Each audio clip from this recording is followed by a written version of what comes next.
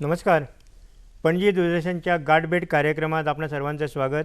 आज दूरदर्शनच्या स्टुडिओमध्ये आपल्यासमोर आहेत गोव्याचे सुपुत्र आणि काव्य क्षेत्रात आणि विविध क्षेत्रात स्वतःच्या नावाचा डंका निर्माण केलेले आणि ज्यांना हल्लीच महाकवी कालिदास पुरस्कार प्राप्त झाला आहे असे डॉक्टर घनश्याम बोरकर. एक अष्टपैलू असं व्यक्तिमत्व. विविध क्षेत्रामध्ये कार्यरत असताना त्यांनी महाराष्ट्रात अनेक ठिकाणी कविता गायनाचा कार्यक्रम केला. केवळ ते गायकच नाहीत तर एक नाट्य कलाकार आहेत, एक शरीर सौष्ठवपटू आहेत आणि त्याचबरोबर विविध पद्धतीची वाद्य वाजवण्यामध्ये सुद्धा त्यांचा हातखंड आहे. एक डॉक्टर, एक इंजिनियर, एक उद्योगपती असं बहुआयामी असं हे व्यक्तिमत्व आहे. आणि आज त्यांना जो गोव्याचा मानाचा असा पुरस्कार प्राप्त झाला आहे, महाकवी कालिदास पुरस्कार, त्या पुरस्काराच्या निमित्तानं आज आमच्या स्टुडिओमध्ये ते मुद्दाम उपस्थित आहेत. तुमचं स्वागत डॉक्टर. नमस्कार. आपण विविध क्षेत्रात कार्यरत आहात, पण कविता हा आपला आत्मस्वर आहे, तुमचा आत्मस्वर. कविता हा तुमचा पंचप्राण आहे असं म्हटलं तर हरकत नाही. कवितेवर तुमचं जीवापाड प्रेम आहे. ही कविता तुम्हाला नेमकी पहिल्यांदा कधी स्फुरली आणि ती तुम्हाला कशी स्फुरते? मुळात माझ्या मते मला आठवतं म्हणजे वयाच्या 12-13 वर्षापासून मी कविता लिहितो आहे, पण त्याचं प्रमाण कमी होतं. मला मी कवी आहे ही शाबासकीची थाप बाबा बोरकरांनी दिली वयाच्या 14-15 वर्षी. म्हणजे मी 1968 सालची 69 सालची गोष्ट सांगतो. तेव्हा मी माझ्या काकीवरती एक कविता केली होती तिच्या साठीला, आणि बाबा बोरकरांनी गोव्यावरून तिच्यासाठी एक कविता करून पाठवली होती. माझी ती कविता मला पूर्ण आठवत नाही, पण त्याचे शब्द असे होते. काकीसाठी मी असं लिहिलं होतं की रामे जरी अन्याय केला जानकीने सोशिला, शिळेचाही जन्म एका अहिल्येने भोगिला, तशीच तू गे पतिव्रता सोशिकतेची मूर्तता तूच तारा तूच, अशी ती कविता होती. ही कविता माझ्या दुसऱ्या काकांनी आबांना म्हणजे बाबा बोरकरांना गोव्याला तेव्हा पाठवली लिहून त्यांना. त्याच्यावर बाबा बोरकरांचं इंग्लंड, तेव्हा इंग्लंड पत्र असायची, 1, 2, 3, 4 पुढे पत्ता, आणि बाबा बोरकरांनी ती माझी पूर्ण कविता दुरुस्त करून लिहिली. आणि म्हणजे त्यांनी काय दिलं, भोगिलाच्या ऐवजी त्यांनी तिथे साहिला केला शब्द.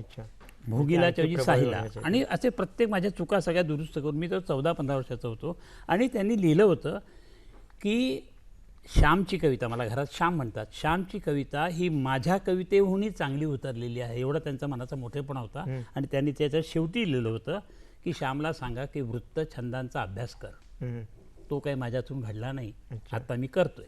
तर तेव्हापासून ती कविता मला साथ देत आलेली आहे. परंतु मी कधी ती बाहेर कोणासमोर कधी म्हटल्या नाहीत कविता, किंवा कार्यक्रम केले नाहीत, किंवा कुठल्याही दिवाळी अंकात कधी.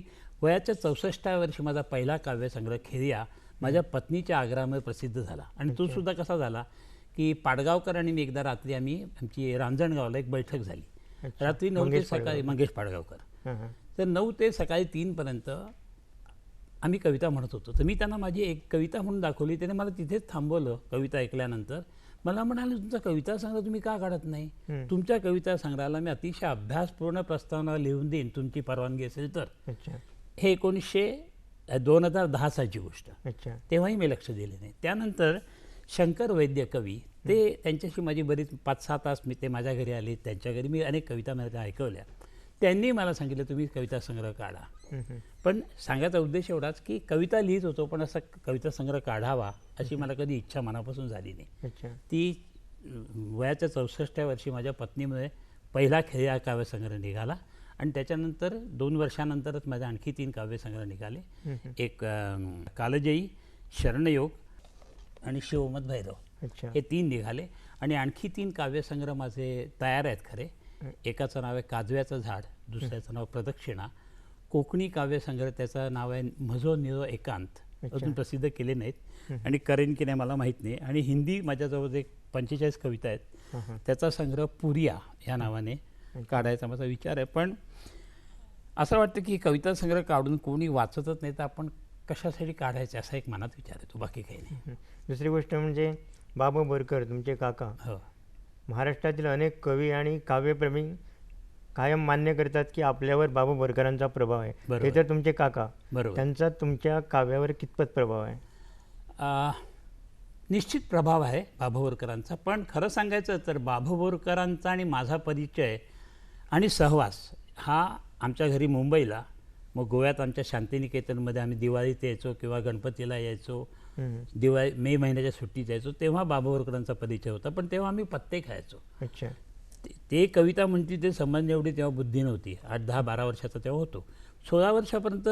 आणि ते आमच्यासमोर कविता सहसा म्हणत नसत, मुंबईला आल्यावरती म्हणत घरी. तर त्यांच्यातून जसे अनेक कविता ऐकण्याचं भाग्य लाभलं. पण त्याच्यानंतर मी मेडिकलला गेलो, ते गोव्याला आले 1962 साली.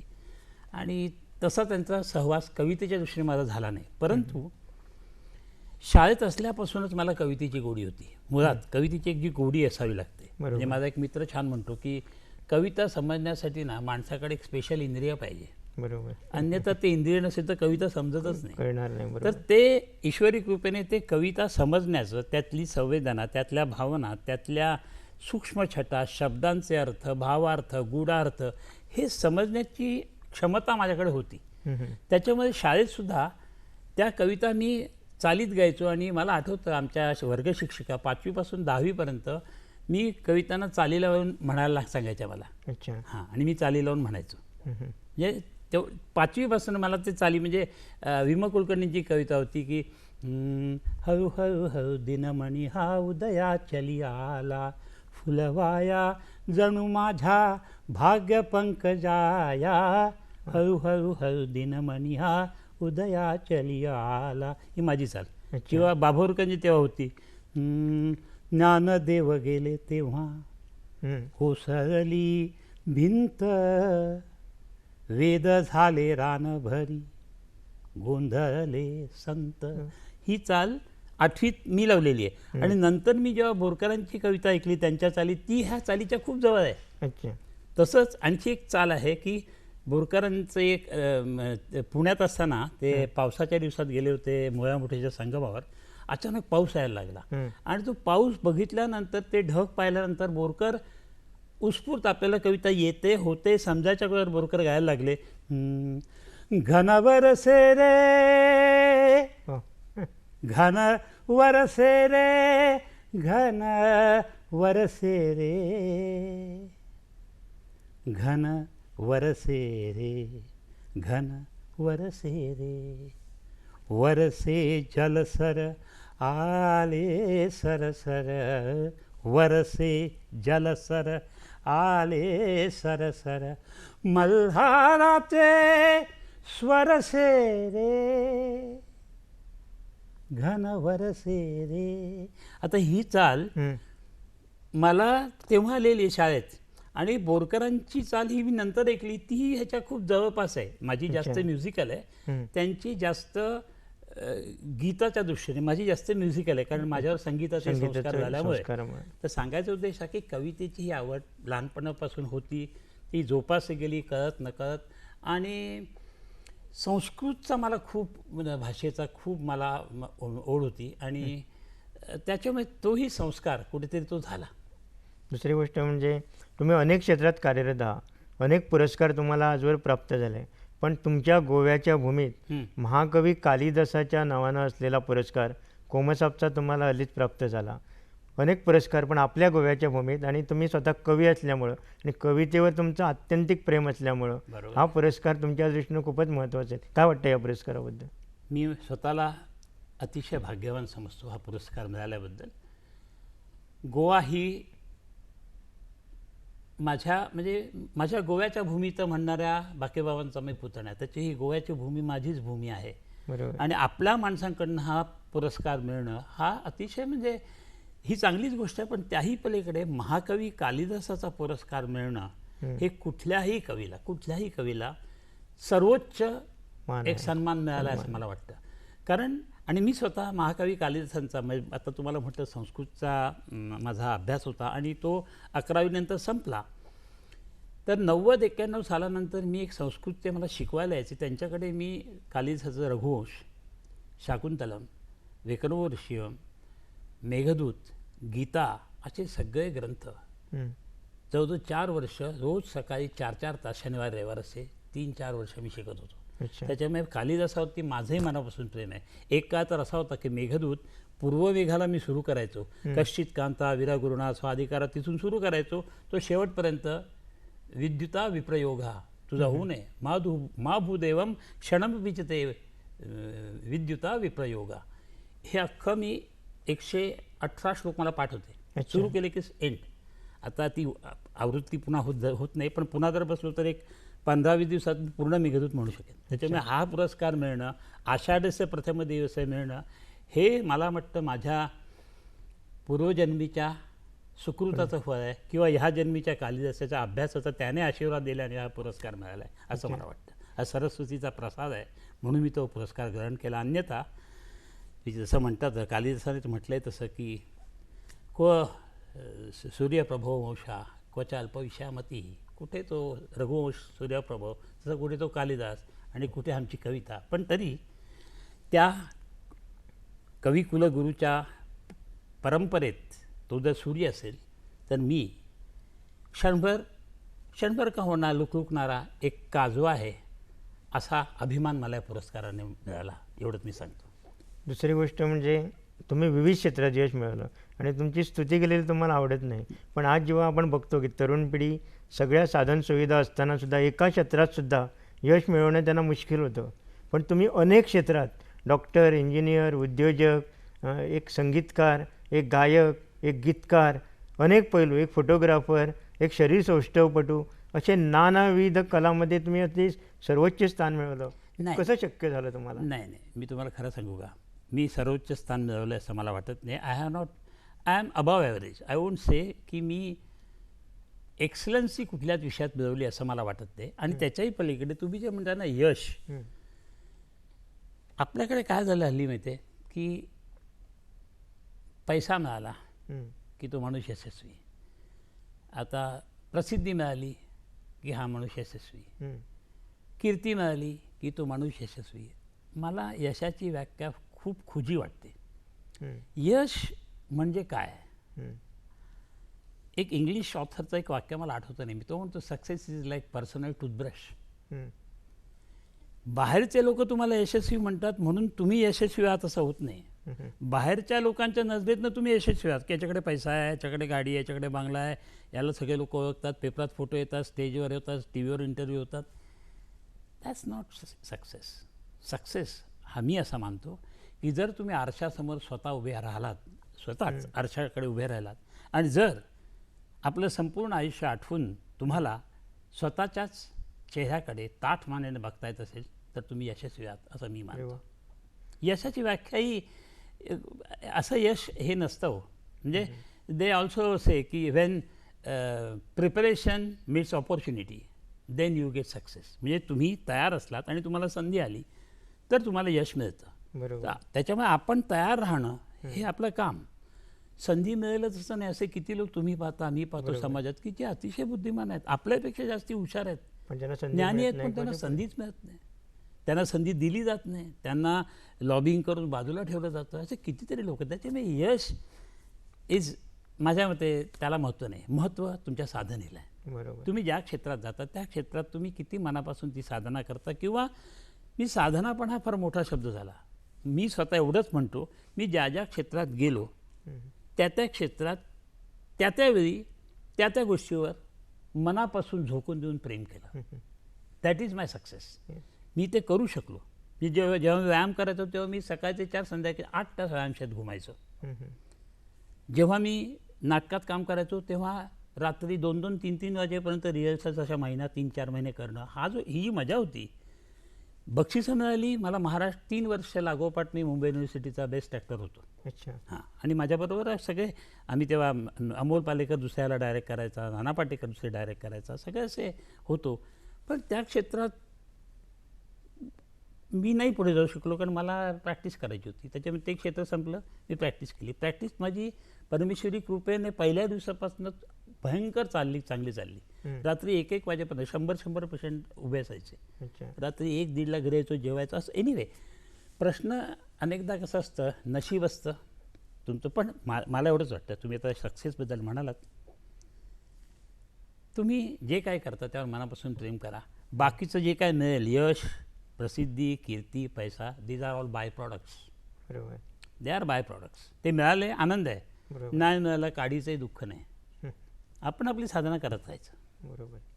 तुम्ही जे सांगितलं खरोखरच म्हणजे याच्याकडे बघण्याचा जो तुमचा दृष्टिकोन आहे तो प्रत्येकानं अनुकरण करण्यासारखं आहे.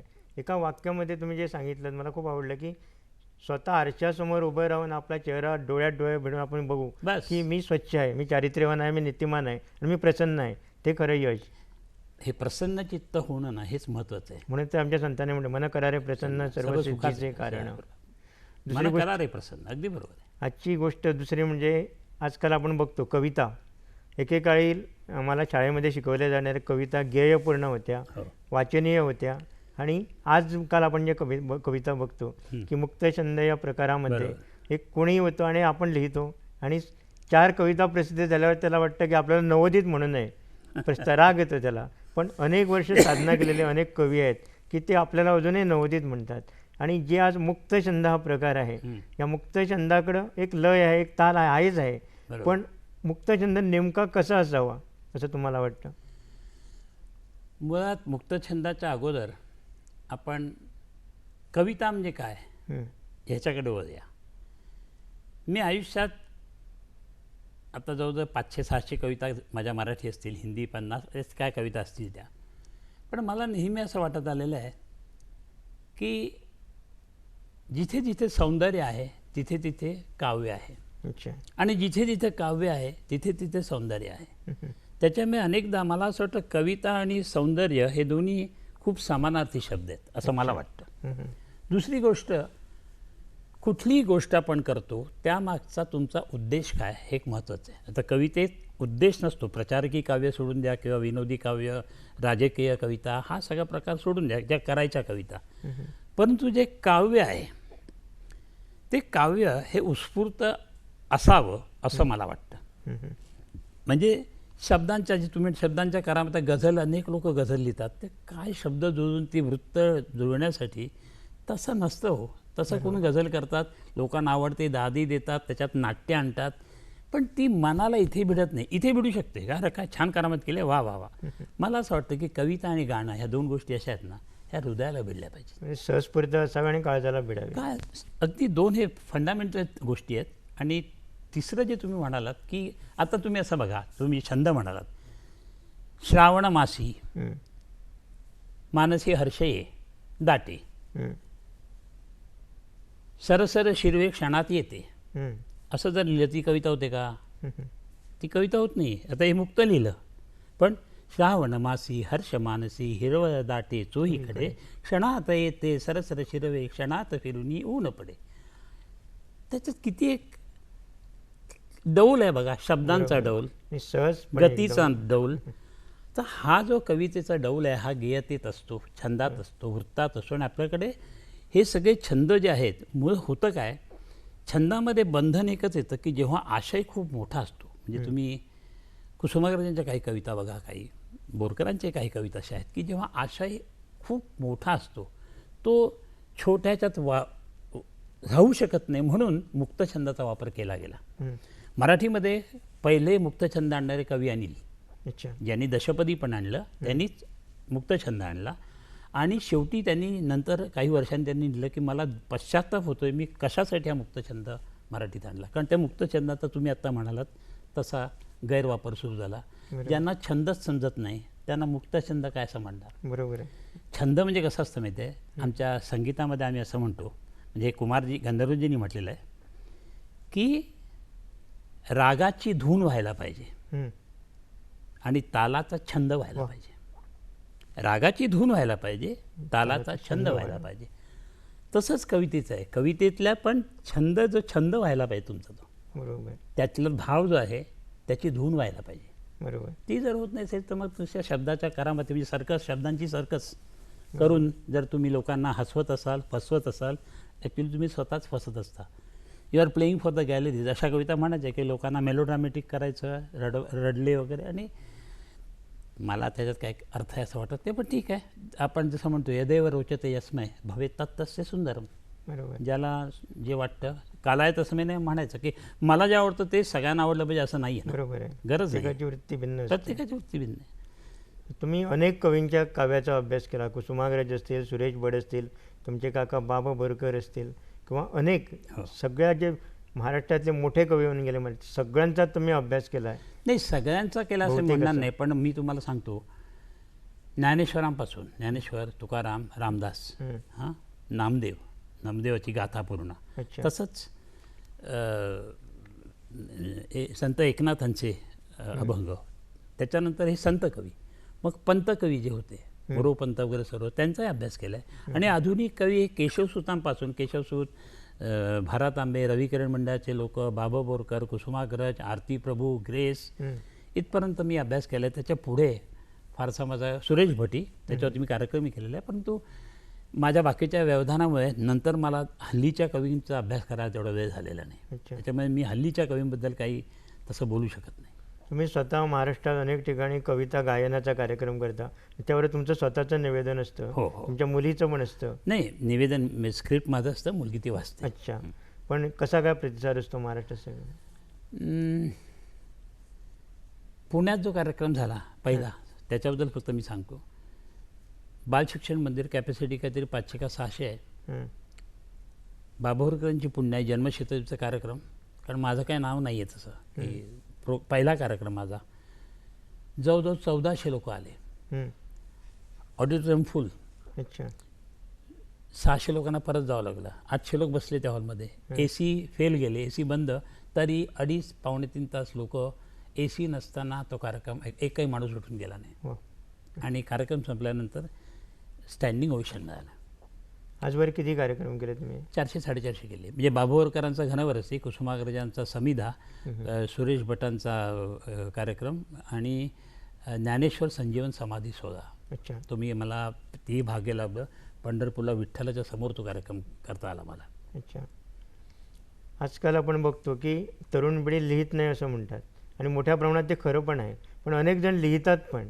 असं नव्यानं लिहिणाऱ्यांना आणि न लिहिणाऱ्यांना पण, आणि प्रचंड वाचन करणाऱ्यांना पण आणि न वाचन करणाऱ्यांना पण तुम्ही काय सांगू इच्छिता? एक नाही, तुम्हाला खरं सांगू, कोणाला काही सांगण्याचा अधिकार मला आहे असं मला वाटतं. ते तेवढं माझं कर्तृत्व मोठं नाही आहे. सांगण्याचं काय, मी तुम्हाला म्हटलं असं की जे काय करा त्याच्यावर प्रेम करा, लिहिताना मनापासून. आणि साहित्याचा मूळ उद्देश काय हा एक लक्षात, एक तर तुम्हाला आतून मी तुम्हाला म्हटलं की कविता जी आहे ही, वर्ड्सवर्थने म्हटलं की poetry is a spontaneous overflow of powerful feelings recollected in tranquillity. म्हणजे ट्रँक्विलिटीमध्ये म्हणजे पॉवरफुल फिलिंग्स येतात, पण त्या शांततेत तुम्हाला आठवतात आणि मग कविता होते. अच्छा. असं वर्ड्सवर्थ म्हणतो. आता आपला जो आद्य महाकवी आहे का वाल्मिकी, त्या वाल्मिकीला तो व्याधाचा बाण लागला आणि तो पक्षी पडला तिथे, क्रौंच पक्षी, तो तिथे त्याला ट्रँक्विलिटीमध्ये गेलाच नाही. तो तत्क्षणी त्याने त्याला त्या पक्षाची दया आली आणि त्या व्याधाला त्याने शाप दिला, मा निषाद प्रतिष्ठा त्वम अगम शाश्वती समा यत क्रौंचमिथुनाद एकम अवधिक काम मोहितम.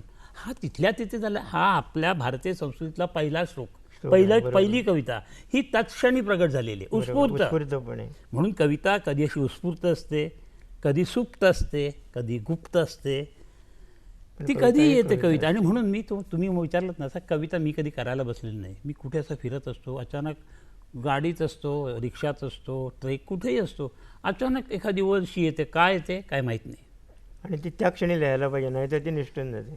तो गालिब सुद्धा असं म्हणतो की आते है गैब से, गैब म्हणजे ऑब्लिव्हियन, गैब म्हणजे कुठून तरी अज्ञात स्थळापासून, आते है गैब से मजामी खयाल में.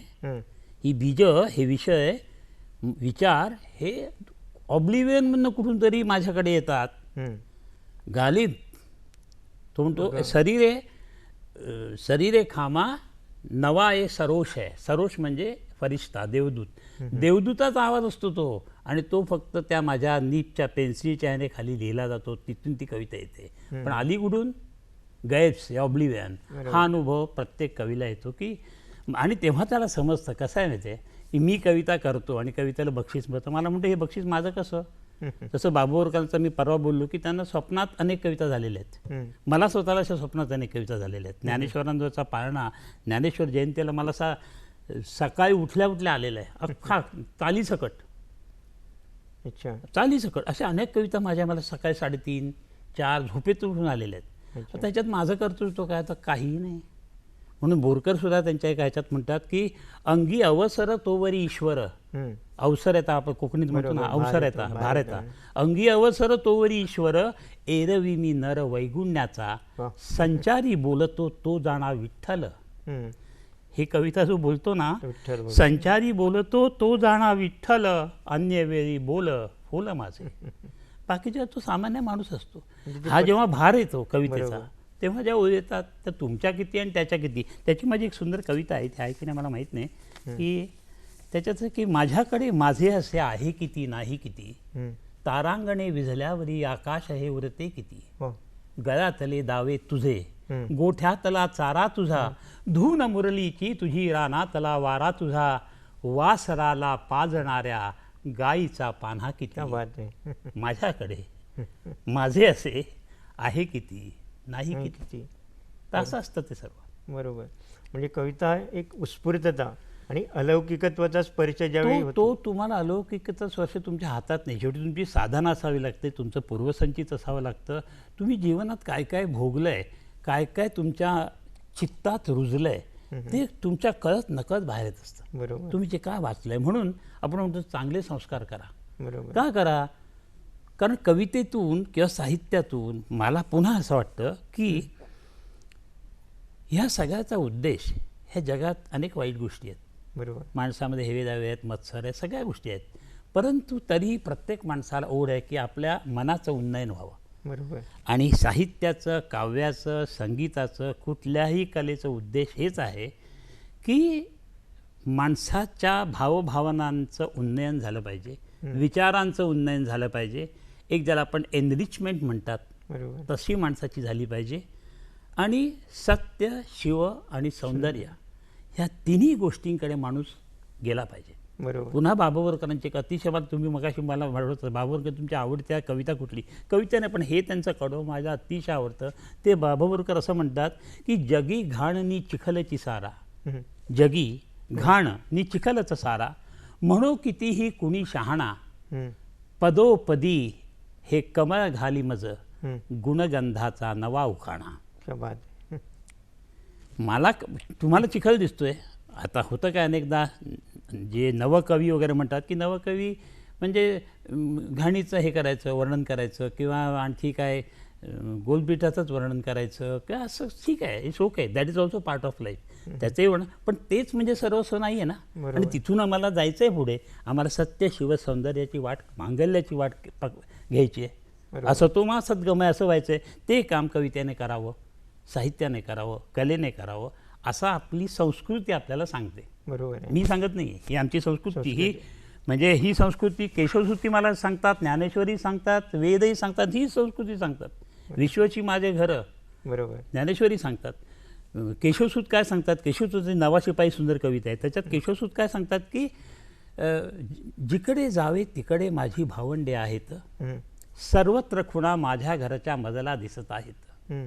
कोठेही जा, हम्म. पायाखाली तृणावृता भू दिसते, कोठेही जा डोईवरती दिसते नीलांबरते, सावलीत गोजिरी मुले, उन्हात दिसती गोड फुले, बघता मन हर्षून डुले, ती माझी मी त्यांचा, हम्म. एकच ओघ हमातून वाहे, कोण मला वठणीला आणू शकतो ते मी पाहे. तर हे मुळात सत्य, सौंदर्य, मांगल्य, शिव बरोबर. आणि ही माझी तिन्ही पुस्तकं जी आहेत, ही या पुस्तकात हाच प्रवास मी केलेला आहे. आपण कार्यक्रमात शेवटाकडे येतोय का?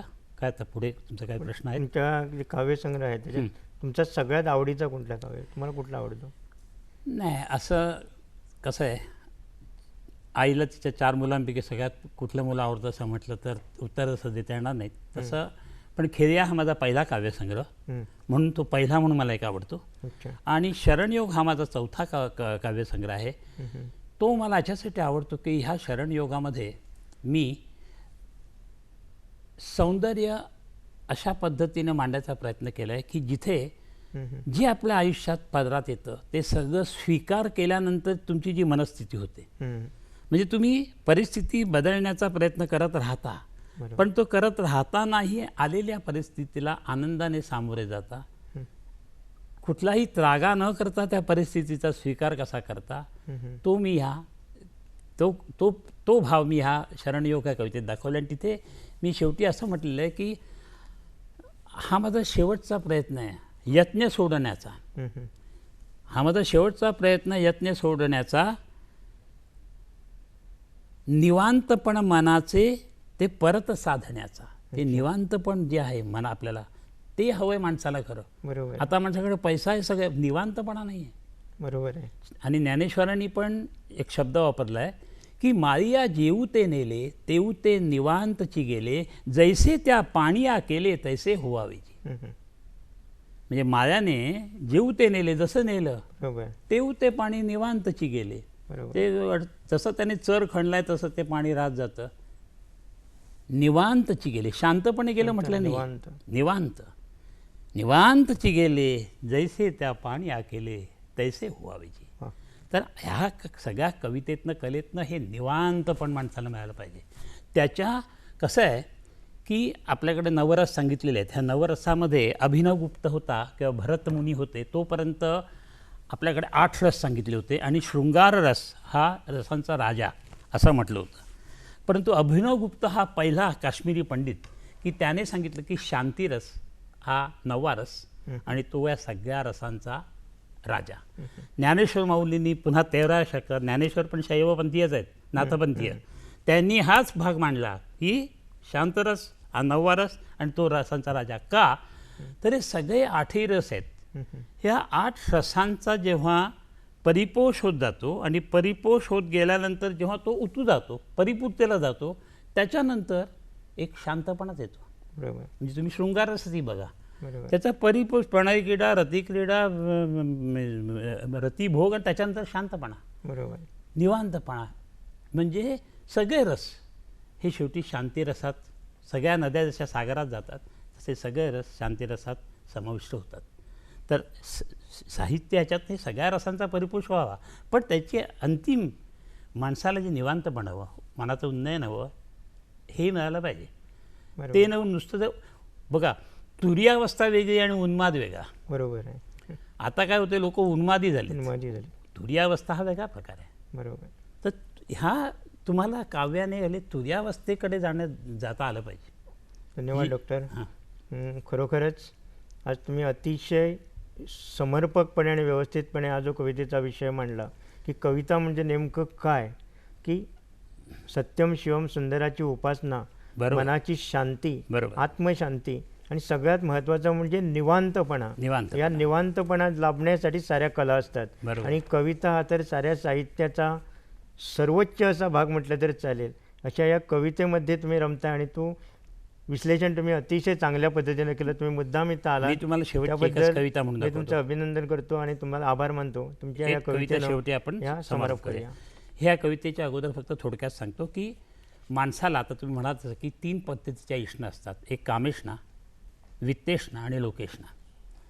कामेष्णा ही वयानुसार कमी होत जाते.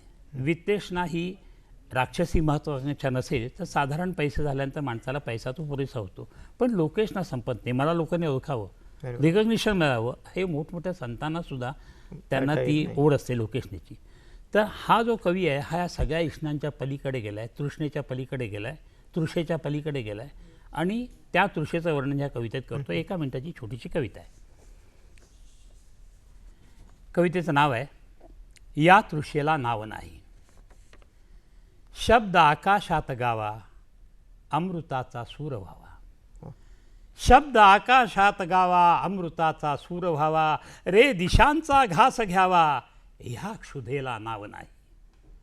रक्त मज्जा गोठवितो जो स्वयं स्वेच्छेप्रमाणे, रक्त मज्जा गोठवितो जो स्वयं स्वेच्छेप्रमाणे, वेदनेचा वा व्यथेचा त्यास कोठे घाव नाही.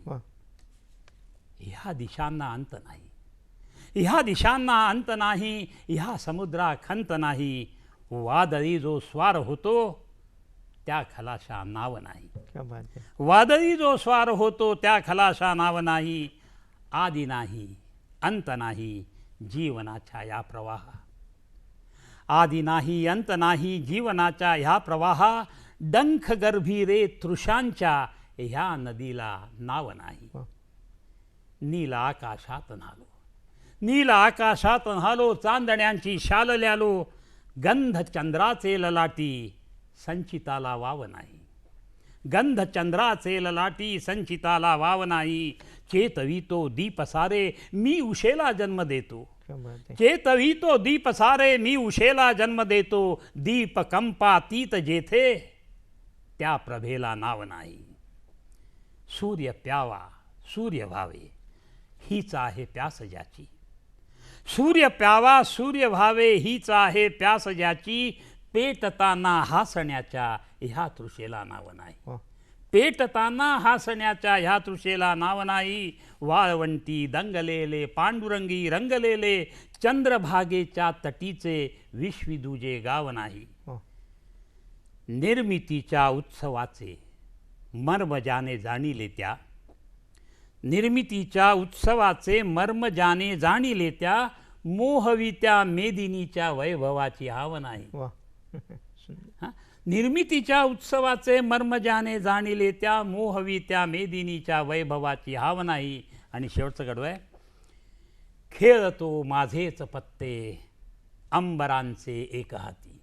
खेळतो माझेच पत्ते अंबरांचे एक हाती.